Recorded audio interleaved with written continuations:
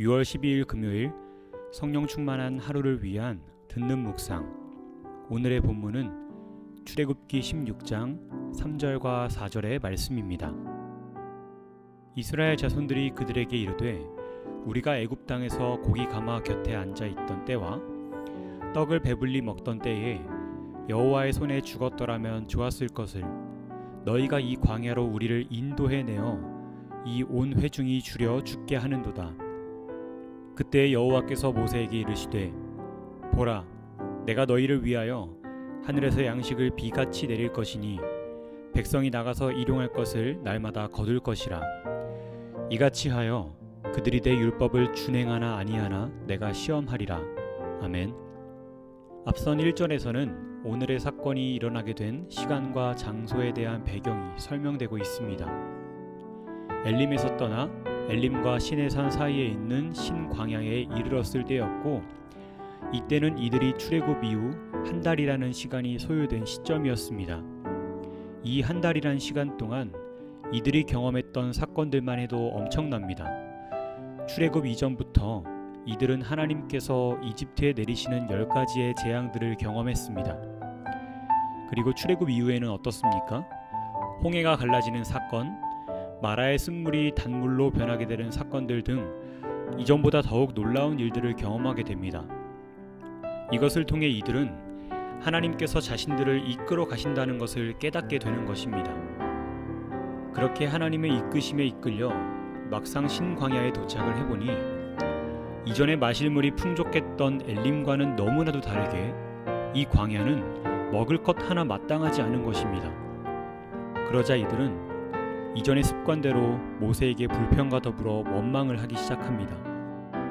하나님께서 이끌어 가고 계시다는 것을 경험했음에도 불구하고 당장의 눈앞에 있는 상황이 더욱 크게 보이는 것입니다. 그런데 그 불평의 내용이 참 가관입니다.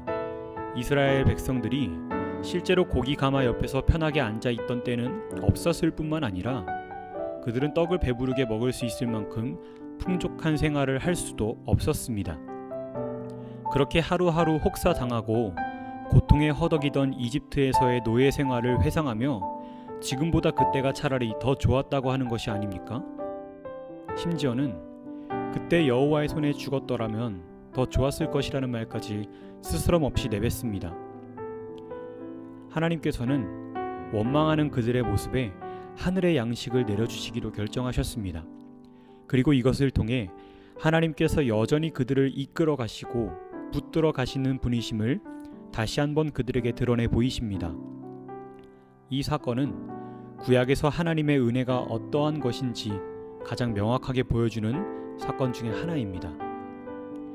우리의 삶의 여정에도 분명히 오아시스 같은 때가 있을 것이고 광야와 같은 때가 있을 것입니다. 하나님께서 이끌어 주셨던 은혜들은 그 눈앞에 마주한 현실 앞에 어느새 잊어버리고 하나님 앞에 불평과 원망을 할 때가 있습니다. 그러나 우리는 이 은혜를 기억해야 합니다. 이스라엘 자손에게 은혜를 베풀어 주셨던 하나님께서는 지금도 우리 삶 가운데 일하고 계십니다. 예수님께서는 요한복음에서 이렇게 말씀하십니다. 나를 믿는 자는 성경의 이름과 같이 그 배에서 생수의 강이 흘러나리라 하시니, 비록 광야와 같은 때를 지나고 있지만 하나님께서 내 삶을 붙들어 가시고 그 발걸음 가운데 은혜를 허락해 주신다는 사실을 믿음으로 신뢰하며 걸어가는 사람은 광야 속에서 생수의 강을 발견할 수 있게 될 것입니다. 여러분이 광야를 살아갈 때 하나님은 그 삶의 오아시스가 되어 주십니다.